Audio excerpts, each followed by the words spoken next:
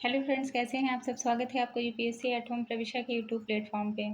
हम जो 20,000 क्वेश्चन के माध्यम से आपका प्रीलिम्स का सिलेबस कंप्लीट कर रहे थे, उसके जो मेजर सब्जेक्ट थे लगभग सभी कंप्लीट हो गए थे।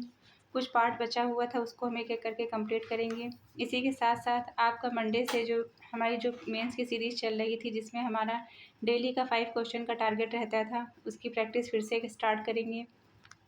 तो मंडे से आप लोग उस सीरीज़ को भी ज़रूर देखिएगा। अभी हम क्या कर रहे हैं, मॉडर्न हिस्ट्री कंप्लीट कर रहे हैं। मॉडर्न हिस्ट्री में चैप्टर 25 तक हमने कंप्लीट कर लिया है। चैप्टर नंबर 26 है, इसको हम देखेंगे। चैप्टर 26 क्या है? किसान आंदोलन एवं किसान सभाओं का गठन। इसके अंतर्गत जो पहला क्वेश्चन है वो क्या है? अवध में हुए एका आंदोलन का मुख्य उद्देश्य निम्नलिखित में से क्या था? लगान का नकद में परिवर्तन करना। अवध में एका आंदोलन का मुख्य उद्देश्य लगान का नकद में परिवर्तन था।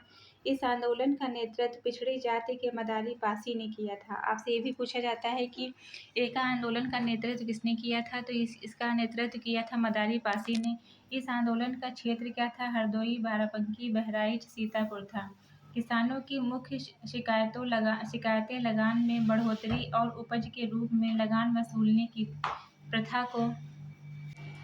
को लेकर थी। आंदोलनकारियों की प्रमुख मांगें थीं, बढ़ती महंगाई के कारण लगान का नकद में रूपांतरण किया जाए।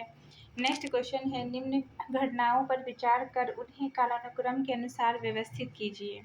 चंपारण सत्याग्रह 1917 है, मोपला है 1921, बारदोली सत्याग्रह है 1928 और तेभाना आंदोलन है 1946 से 47।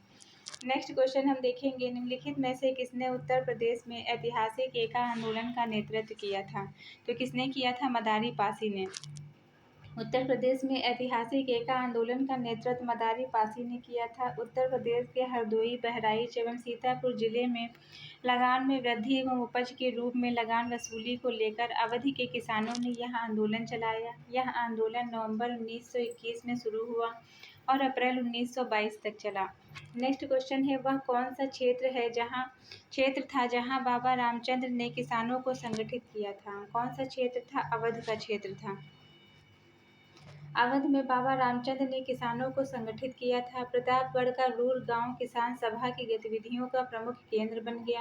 1920 में बाबा रामचंद्र किसान आंदोलन में सक्रिय रहे। अवध में किसान आंदोलन के प्रमुख नेताओं में गौरी शंकर मिश्र, जवाहरलाल नेहरू, बाबा रामचंद्र देव नारायण पांडे आदि थे। 1920 के मध्य बाबा रामचंद्र किसान नेता के रूप में उभरे।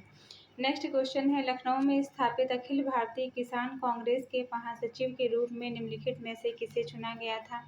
तो एमजी रंगा को चुना गया था। 11 अप्रैल 1936 को लखनऊ में अखिल भारतीय किसान सभा की स्थापना तथा प्रथम अधिवेशन हुआ, जिसके प्रथम अध्यक्ष स्वामी सहजानंद सरस्वती थे।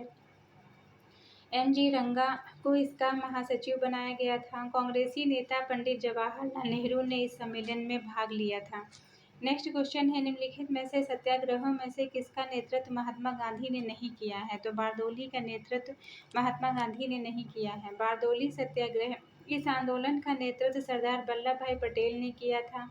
उनके सफल आंदोलन के परिणाम स्वरूप सरकार ने 22% की लगान बढ़ोतरी को घटाकर 6.03% कर दिया, जबकि खेड़ा सत्याग्रह, सब्जी अवज्ञा, भारत छोड़ो आंदोलन गांधी जी के नेतृत्व में हुआ था। बारदोली सत्याग्रह के दौरान बम्बई प्रेसिडेंसी का गवर्नर लेस्ली विल्सन था। नेक्स्ट क्वेश्चन है, 1928 में बारदोली आंदोलन का नेतृत्व किसने किया था? तो गांधी जी के अनुयायियों ने किया था। 1928 में सूरत जिले में बारदोली तालुका में बढ़ा लगान न देने के लिए किसान आंदोलन चलाया गया था। इस आंदोलन का नेतृत्व कुंवर जी मेहता, केशव जी मेहता, वल्लभ भाई पटेल जैसे गांधी जी के अनुयायियों ने किया था। इस आंदोलन में वल्लभ भाई पटेल को सरदार की उपाधि मिली। नेक्स्ट है, तेभाना आंदोलन 1946 का संबंध था किससे? किसानों से था। तेभाना आंदोलन बंगाल का प्रसिद्ध किसान आंदोलन था। वर्ष 1946 का यह सर्वाधिक सशक्त आंदोलन था। इस आंदोलन में जोतदारों के विरुद्ध बटाईदारों का आंदोलन था। इस आंदोलन के महत्वपूर्ण नेता कंपाराम सिंह एवं भवन सिंह थे। इस आंदोलन में किसानों ने ऐलान किया कि अब वे उपज का आधा हिस्सा नहीं बल्कि 1/3 हिस्सा देंगे। उपज उनके खमारों में ही रहेगी। नेक्स्ट है वर्ष 1930 के दशक में देश के विभिन्न भागों में भिन्न भिन्न नेताओं द्वारा किसान आंदोलन चलाए गए, उनके प्रभाव क्षेत्रों से सुमेलित कीजिए। इसके अंतर्गत क्या है, स्वामी सहजानंद सरस्वती का संबंध है बिहार से, खुदाई खिदमतगार का संबंध है NWFP से, और स्वामी रामानंद का संबंध किससे है, हैदराबाद से है, और अब्दुल हमीद खां का संबंध है दक्षिणी असम से। लखनऊ में 1936 में अखिल भारतीय किसान कांग्रेस की स्थापना हुई, जिसका नाम बदलकर अखिल भारतीय किसान सभा कर दिया गया। बिहार प्रांतीय सभा के लड़ाकू संस्थापक स्वामी सहजानंद सरस्वती इसके अध्यक्ष और MG रंगा महासचिव चुने गए। सीमांत गांधी के नाम से प्रसिद्ध अब्दुल गफ्फार खान उत्तर प्रदेश सीमा में खुदाई खिदमतगार नामक संगठन बनाया। इन्होंने सविनय अवज्ञा आंदोलन के समय उनका समर्थन किया। स्वामी रामानंद हैदराबाद में किसान आंदोलन के अग्रणी रहे, जबकि अब्दुल हामिद खां का प्रभाव क्षेत्र दक्षिण असम था। नेक्स्ट देखेंगे, सुमेलित करना है। बारदोली सत्याग्रह सरदार पटेल, चंपारण सत्याग्रह महात्मा गांधी, कूका आंदोलन राम सिंह, लाल कुर्ती है गफ्फार खां। नेक्स्ट है सूची 1 को सूची 2 के साथ में सुमेलित करना है। बारदोली सत्याग्रह का संबंध है सरदार वल्लभ भाई पटेल से, भारतीय किसान विद्यालय NG रंगा है, और बंगाल प्रजा पार्टी है फजलुल हक, और बकास्त संघर्ष है स्वामी श्रद्धानंद सरस्वती। नेक्स्ट क्वेश्चन है, सूची 1 को सूची 2 के साथ में सुमेलित करना है। इसके अंतर्गत बाबा रामचंद्र फैजाबाद अवध, स्वामी सहजानंद बिहार हाजीपुर, वल्लभ भाई पटेल है गुजरात बारदोली, और NG रंगा है गंटूर आंध्र प्रदेश। नेक्स्ट चैप्टर है भारत के बाहर क्रांतिकारी गतिविधियां जो हुई। पहला क्वेश्चन है, निम्नलिखित में से कौन अतिवादी नहीं था? तो कौन नहीं था? सुरेंद्र नाथ बनर्जी। दिए गए विकल्पों में सुरेंद्र नाथ बनर्जी नरमपंथी धारा के प्रतिनिधि थे, जबकि शेष अन्य अतिवादी एवं गर्मपंथी समर्थक थे। सुरेंद्र नाथ बनर्जी 1876 में आनंद मोहन बोस के साथ मिलकर इंडियन एसोसिएशन नामक संस्था का गठन किया है। नेक्स्ट क्वेश्चन है, गदर पार्टी से निम्नलिखित में से कौन संबंधित नहीं है? तो कौन संबंधित नहीं है? खुदीराम बोस संबंधित नहीं। ये क्वेश्चन आपका बहुत बार पूछा गया है। गदर पार्टी की स्थापना 1 नवंबर 1913 ईस्वी को सैन फ्रांसिस्को नगर में किया गया। इसके प्रमुख नेताओं में लाला हरदयाल सिंह, सोहन सिंह भकना, पंडित रामचंद्र, गणेश विष्णु और पिंगले और बरकत उल्लाह आदि थे।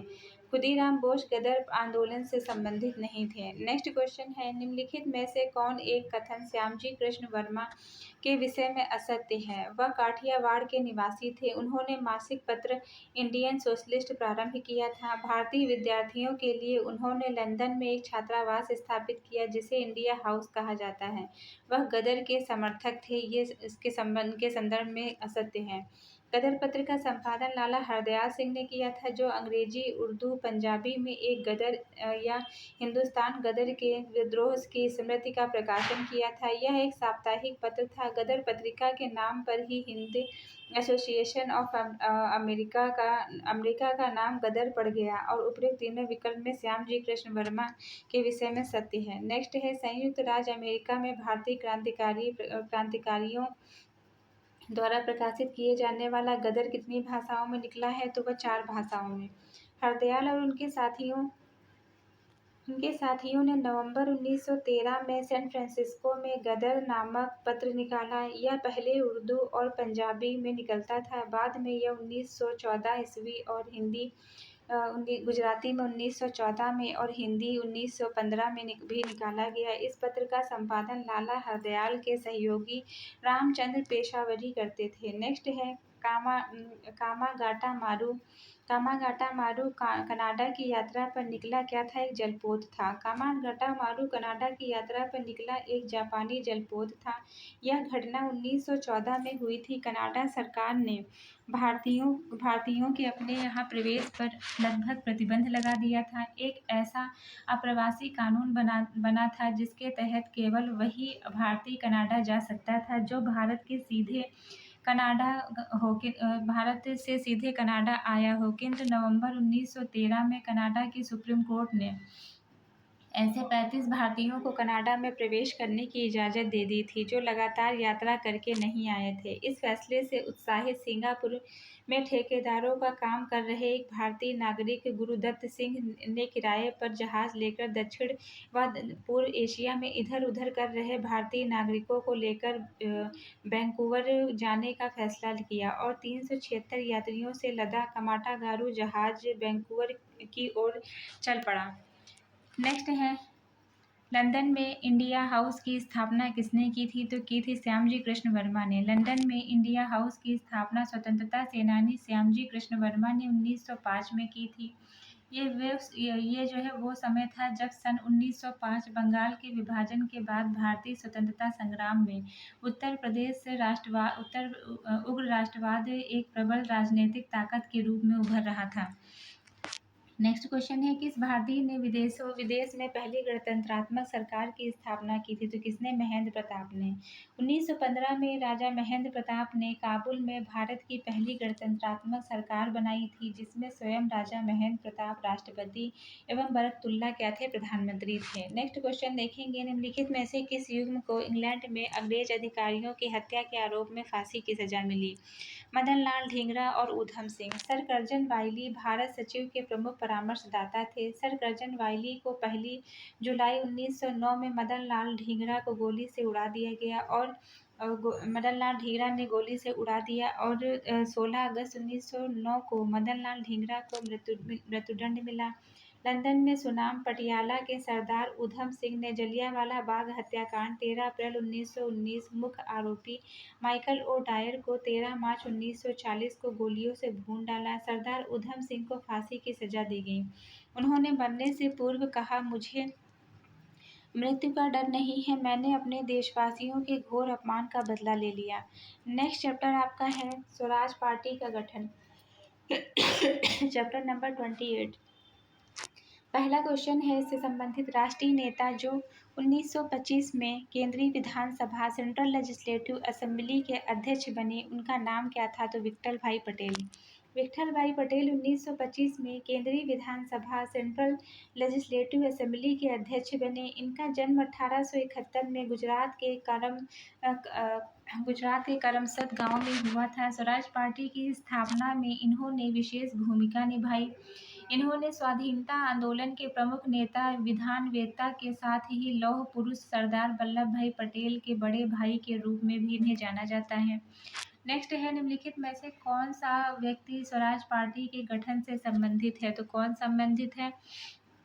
चितरंजन दास और मोतीलाल नेहरू। चितरंजन दास को हम देश बंधु के नाम से भी जानते हैं।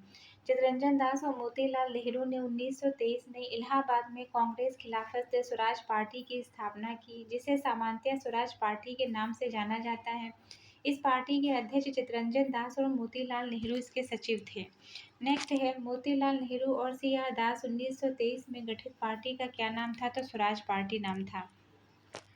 CR दास और मोतीलाल नेहरू ने दिसंबर 1922 में गया कांग्रेस अधिवेशन में एक नए कार्यक्रम से संबंधित प्रस्ताव रखा और तर्क दिया कि राष्ट्रीय आंदोलन को विधानमंडलों तक ले जाया जाएगा और सरकार का निरंतर विरोध किया जाएगा।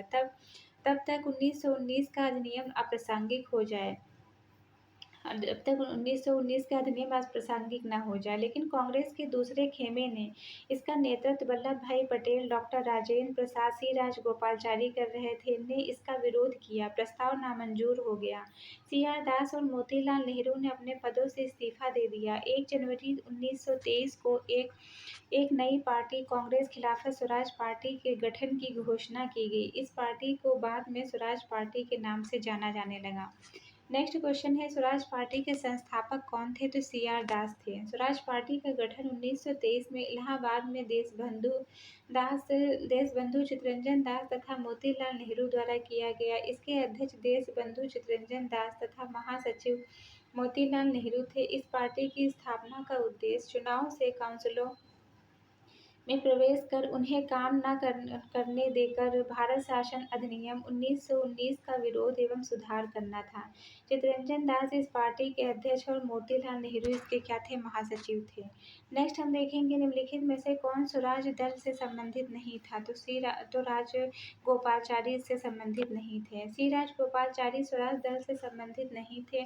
इन्हें नेतृत्व में परिवर्तन विरोधियों ने दिसंबर 1922 में कांग्रेस के गया अधिवेशन में परिवर्तन समर्थकों को पराजित किया, जिसके बाद सी.आर. दास तथा मोतीलाल नेहरू ने मिलकर जनवरी 1923 में स्वराज पार्टी की स्थापना करी। श्रीनिवास अय्यंगार मद्रास प्रांत स्वराज पार्टी के संस्थापक थे तथा एन.सी. केलकर स्वराज पार्टी के प्रमुख नेता थे। 1925 में विट्ठल भाई पटेल का सेंट्रल लेजिस्लेटिव असेंबली का अध्यक्ष जाना स्वराजियों की एक महत्वपूर्ण उपलब्धि थी।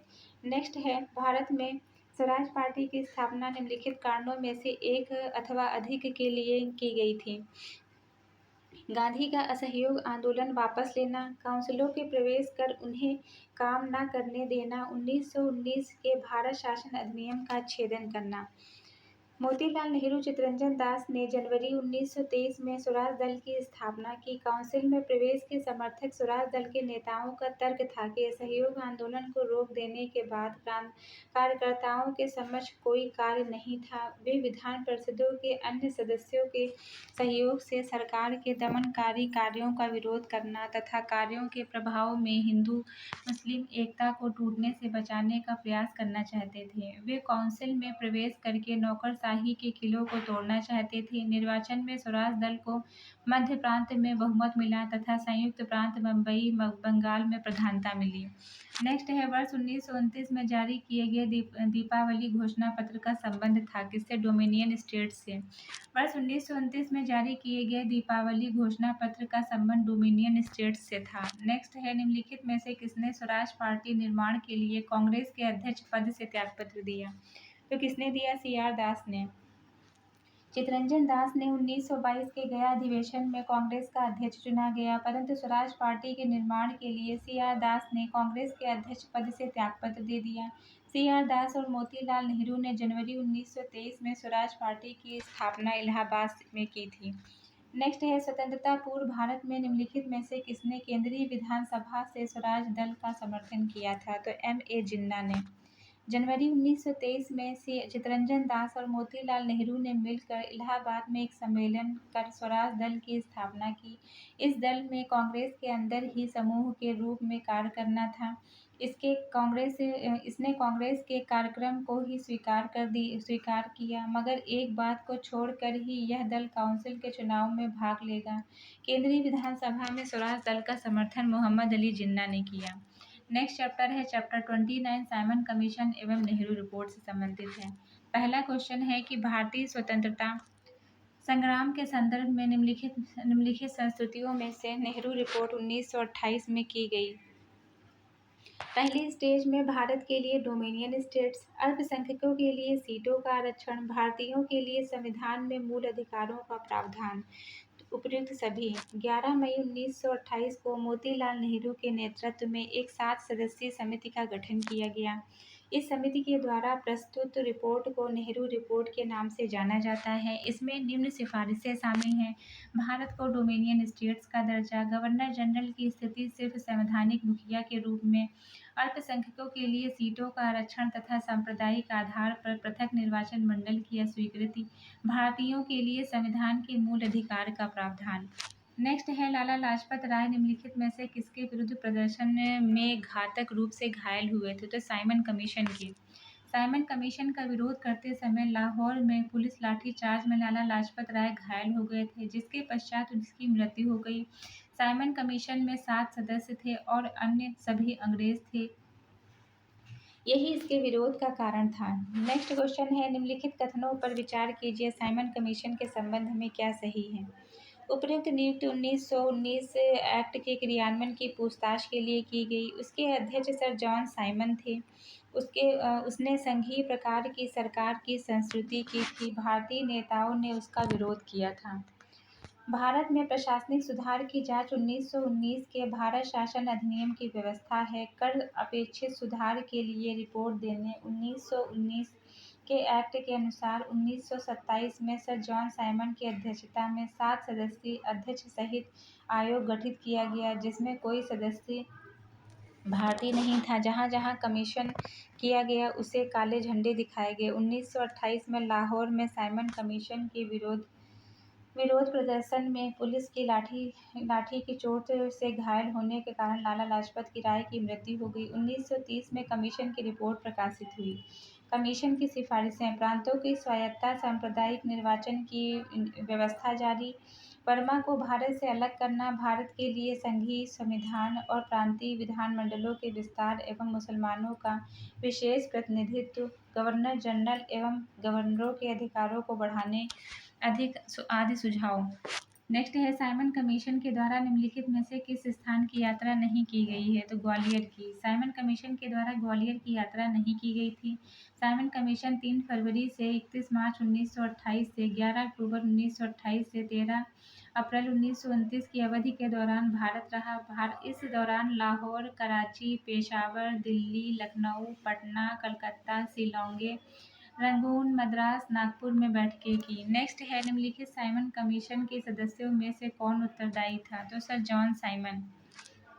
साइमन कमीशन में शामिल सदस्यों का विवरण निम्नलिखित प्रकार से। पहला है सर जॉन साइमन है, फिर है क्लाइमेट एटली, फिर है हैरी लेवी लासन, फिर है सर एडवर्ड सेसिन और है बर्नोट हार्ट शोर, जॉर्ज रिचर्ड लेन फॉक्स है, डोनाल्ड स्टार्लिन पामर होवार्ड है।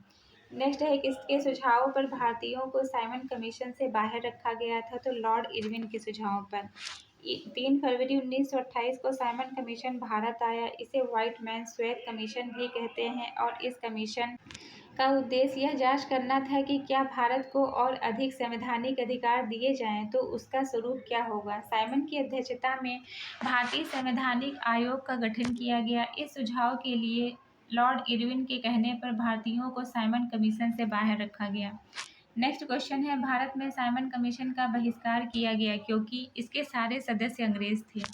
1919 के एक्ट में 10 वर्ष पर इसकी समीक्षा का प्रावधान किया गया, परंतु 1929 में ब्रिटेन में आम चुनाव होने के कारण 8 नवंबर 1927 को ही जॉन साइमन की अध्यक्षता में 7 सदस्यीय आयोग का गठन कर दिया गया। कमीशन को भारत के राजनीतिक भविष्य का निर्णय करना था, परंतु आश्चर्यजनक रूप से कमीशन के सभी सदस्य यूरोपीय अंग्रेज थे। भारत में इसके तीव्र विरोध का यही सबसे बड़ा कारण था। प्रबुद्ध भारतीय जनमत को यह स्वीकार्य नहीं था। नेक्स्ट क्वेश्चन है भारत में साइमन कमीशन के बहिष्कार के प्रमुख कारण क्या थे? तो सभी सदस्य अंग्रेज थे। ब्रिटिश सरकार 1919 में एक्ट मॉन्टेग्यू चेम्सफोर्ड को पारित करने का समय यह घोषित किया गया। वे 10 वर्ष के पश्चात भारत में उत्तरदायी सरकार के लिए किए गए कार्यों और सुधारों की समीक्षा करेंगे, परंतु नवंबर 1927 में ही एक आयोग सर साइमन की अध्यक्षता में इसकी समीक्षा के लिए नियुक्त कर दिया गया। आयोग में ब्रिटिश संसद के अध्यक्ष सहित 7 सदस्य सम्मिलित थे। इसमें हाउस ऑफ कॉमन्स में लिबरल पार्टी के साइमन अध्यक्ष बनाए गए। कमीशन के सभी सदस्य यूरोपीय थे तथा किसी भारतीय को इसमें सदस्य के रूप में शामिल नहीं किया गया था, जो कि प्रजाति विभेद का एक जीता जागता उदाहरण था। इसलिए साइमन कमीशन को श्वेत कमीशन की संज्ञा दी गई। इस कमीशन में भारतीयों का न होना प्रबल विरोध का कारण बना। 3 फरवरी 1928 के आयोग के बम्बई पहुंचने के दौरान लोगों ने काले झंडे दिखाकर इस कमीशन का विरोध किया। साइमन गो बैक के नारे लगाए। नेक्स्ट क्वेश्चन है निम्नलिखित में से कौन मोतीलाल नेहरू समिति का सदस्य नहीं था? तो अरविंद घोष। साइमन कमीशन के बहिष्कार के परिणाम स्वरूप भारत के राजनीतिक दलों ने अपने वैचारिक मतों को भुलाकर एक संयुक्त मंच की स्थापना की, जिसमें सर्वदलीय सम्मेलन कहा जाता है। 11 मई 1928 को सम्मेलन की बम्बई बैठक में मोतीलाल नेहरू की अध्यक्षता में एक समिति बनाई गई, जिसमें अन्य सदस्य तेज बहादुर सप्रू, सर अली इमाम, Shoaib Qureshi, M.R. Jayakar, Subhash Chandra Bose, M.S. अडे, N.M. Joshi, Mangal Singh, G.R. प्रधान। जयकर ने बाद में इस समिति से अपना नाम वापस ले लिया था। इस समिति के द्वारा प्रस्तुत रिपोर्ट नेहरू सप्रू रिपोर्ट तथा साधारण नेहरू रिपोर्ट कहलाती है। अरविंद घोष इस समिति के सदस्य नहीं थे। ये 1910 में पौंडीचेरी चले गए थे, जहां इन्होंने अपना जीवन ध्यान और आध्यात्मिक कार्यों में व्यतीत किया। नेक्स्ट क्वेश्चन है निम्नलिखित में से किसने सर्वप्रथम भारत के लिए औपनिवेशिक स्वराज की मांग की थी? तो किसने की थी? सर तेज बहादुर सप्रू और जयकर ने। सर तेज बहादुर सप्रू जयकर ने नेहरू रिपोर्ट तैयार करने वाली समिति में शामिल थे, जिसमें भारत के लिए औपनिवेशिक स्वराज की मांग रखी थी। नेक्स्ट क्वेश्चन है नेहरू रिपोर्ट द्वारा अनुमोदित स्वतंत्र उपनिवेश के विचार का निम्नलिखित में से किसने विरोध किया था? तो सुभाष चंद्र बोस ने। 1928 में मोतीलाल नेहरू की अध्यक्षता में नेहरू रिपोर्ट प्रकाशित हुई जिसमें डोमिनियन स्टेट्स की मांग की गई, परंतु जवाहरलाल नेहरू सुभाष चंद्र बोस पूर्ण स्वाधीनता चाहते थे। नेक्स्ट क्वेश्चन है फरवरी 1928 में आयोजित फरवरी 1928 में आयोजित सर्वदलीय सम्मेलन के अध्यक्ष निम्नलिखित में से कौन थे? तो डॉक्टर एम.एन. अंसारी थे। 12 फरवरी 1928 को दिल्ली में आयोजित सर्वदलीय सम्मेलन की अध्यक्षता डॉक्टर एम.ए. अंसारी ने की थी। 1927 में साइमन कमीशन के बारे में बहुत राजनीतिक अशांति थी। इस बीच अंग्रेज बिरकेनहेड ने भारतीय नेताओं को संविधान बनाने की चुनौती दी। उसी के परिप्रेक्ष्य में 1928 में सर्वदलीय बैठक का आयोजन किया गया। नेक्स्ट है, किसने कहा था कि मेरी पीठ पर किया जाने वाला प्रत्येक प्रहार ब्रिटिश साम्राज्य के कफन के लिए कील सिद्ध होगा? तो लाला लाजपत राय ने कहा था। साइमन कमीशन का विरोध करते समय शेरे पंजाब लाला लाजपत राय को गहरी चोट लगी, जिसके बाद उनकी मृत्यु हो गई। चोट लगने के बाद लाला लाजपत राय ने कहा कि मेरी पीठ पर किया जाने वाला प्रत्येक प्रहार ब्रिटिश साम्राज्य के कफन में एक कील सिद्ध होगा। लाला लाजपत राय की प्रमुख पुस्तकें निम्न हैं: यंग इंडिया, इंग्लैंड्स डेब्ट टू इंडिया, स्वतंत्रता के लिए भारत की इच्छा, युवा भारत आह्वान, दुखी भारत। नेक्स्ट है क्वेश्चन, साइमन गो बैक के नारे का निर्माण किसने किया था? तो यह यूसुफ मेहर अली ने किया था। साइमन गो बैक नारा बम्बई में इकट्ठा हुए कम्युनिस्ट नेताओं के बीच यूसुफ मेहर अली ने दिया था। नेक्स्ट है, यह कटाक्ष कि भारतवासी किसी संविधान पर एकमत होने में असमर्थ हैं किसने दिया था? तो बिरकेनहेड ने दिया था। भारतीय राष्ट्रीय कांग्रेस के द्वारा साइमन कमीशन का बहिष्कार किए जाने पर भारत विषयक सचिव लॉर्ड बिरकेनहेड ने यह कटाक्ष किया कि भारतवासी किसी संविधान पर एकमत होने में असमर्थ हैं। उन्होंने भारतीय नेताओं को ऐसा संविधान बनाने की चुनौती दी जिससे सभी दलों का समर्थन सहमति प्राप्त हो। फलतः 1928 में भारतीय नेताओं ने एक सर्वदलीय सम्मेलन बुलाया जिसमें संविधान का प्रारूप तैयार करने के लिए मोतीलाल नेहरू ने अध्यक्षता में एक समिति गठित की। नेहरू समिति 28 अगस्त 1928 को अपनी रिपोर्ट प्रस्तुत की। नेक्स्ट चैप्टर 30 है कांग्रेस का लाहौर अधिवेशन एवं पूर्ण स्वराज। इसके अंतर्गत पहला क्वेश्चन है, वायसराय पर बम से हमला करने से संबंधित निंदा प्रस्ताव कांग्रेस के लाहौर अधिवेशन 1929 में निम्नलिखित में से किसने प्रवर्तित किया था? तो ये किया था मोतीलाल नेहरू ने। दिसंबर 1929 में भारतीय राष्ट्रीय कांग्रेस का वार्षिक अधिवेशन तत्कालीन पंजाब प्रांत की राजधानी लाहौर में हुआ।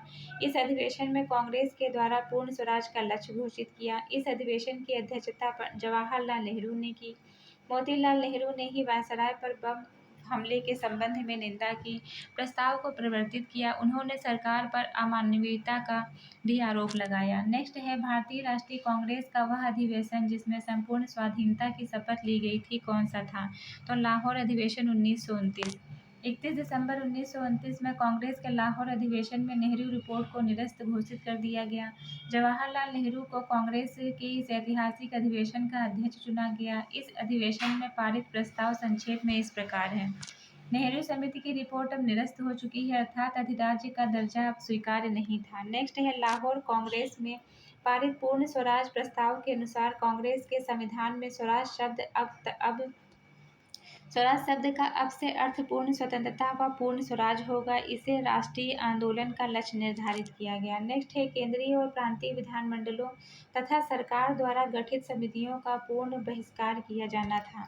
नेक्स्ट है, भविष्य में होने वाले सभी चुनावों का बहिष्कार किया गया है। सविनय अवज्ञा आंदोलन के कार्यक्रम को प्रारंभ किया जाना था। नेक्स्ट क्वेश्चन क्या है, निम्नलिखित में से कौन भारतीय राष्ट्रीय कांग्रेस का अध्यक्ष था जब पूर्ण स्वराज का प्रस्ताव पारित हुआ है? तो जवाहरलाल नेहरू भारतीय राष्ट्रीय कांग्रेस के अध्यक्ष थे। भारतीय राष्ट्रीय कांग्रेस के लाहौर अधिवेशन में जवाहरलाल नेहरू को अध्यक्ष चुना गया। इस अधिवेशन में नेहरू समिति की रिपोर्ट को निरस्त कर दिया गया जिसमें भारत के लिए अधिराज्य की मांग की गई। इस अधिवेशन में पूर्ण स्वराज का प्रस्ताव पारित किया गया जिसके अनुसार कांग्रेस के संविधान में स्वराज शब्द अब से अर्थ पूर्ण स्वराज या पूर्ण स्वराज होगा। इसे राष्ट्रीय आंदोलन का लक्ष्य निर्धारित किया गया। नेक्स्ट क्वेश्चन है, पूर्ण स्वराज की वचनबद्धता के साथ भारत में स्वतंत्रता दिवस कब मनाया गया था? 26 जनवरी 1930 को। भारतीय राष्ट्रीय कांग्रेस के लाहौर अधिवेशन 1929 में नेहरू रिपोर्ट को निरस्त घोषित कर दिया गया। राष्ट्रीय आंदोलन का लक्ष्य पूर्ण स्वराज या पूर्ण स्वतंत्रता निर्धारित किया गया। 31 दिसंबर 1929 को जवाहरलाल नेहरू ने लाहौर में रावी के तट पर भारतीय स्वतंत्रता का झंडा फहराया। कांग्रेस कार्य समिति द्वारा 2 जनवरी 1930 को अपनी बैठक में यह तय किया गया कि 26 जनवरी 1930 का दिन पूर्ण स्वराज प्रथम स्वाधीनता दिवस के रूप में मनाया जाएगा। नेक्स्ट क्वेश्चन है, पूर्ण स्वराज संकल्प को भारतीय राष्ट्रीय कांग्रेस लाहौर अधिवेशन में किसने प्रस्तुत किया था? तो JL जो है नेहरू, जवाहरलाल नेहरू ने। कांग्रेस के कलकत्ता अधिवेशन में ब्रिटिश सरकार को दी गई 1 वर्ष की समय सीमा डोमिनियन स्टेट्स के संदर्भ में समाप्त हो जाने के बाद 31 दिसंबर 1929 को पंडित जवाहरलाल नेहरू ने पूर्ण स्वराज संकल्प को भारतीय राष्ट्रीय कांग्रेस के लाहौर अधिवेशन में प्रस्तुत किया। तो ये आज की सीरीज़ का लास्ट क्वेश्चन था। इसके आगे के क्वेश्चन नेक्स्ट सीरीज़ में लेके आएंगे। आप लोगों को हमारी सीरीज़ कैसी लग रही है हमारे कमेंट सेक्शन में ज़रूर बताइए। तो ऐसे ही पढ़ते रहिए, लाइफ में आगे बढ़ते रहिए, UPSC एट होम प्रविष्या के साथ प्रीलिम्स मेंस प्रैक्टिस करते रहिए। और आप सभी लोगों को हैप्पी दिवाली।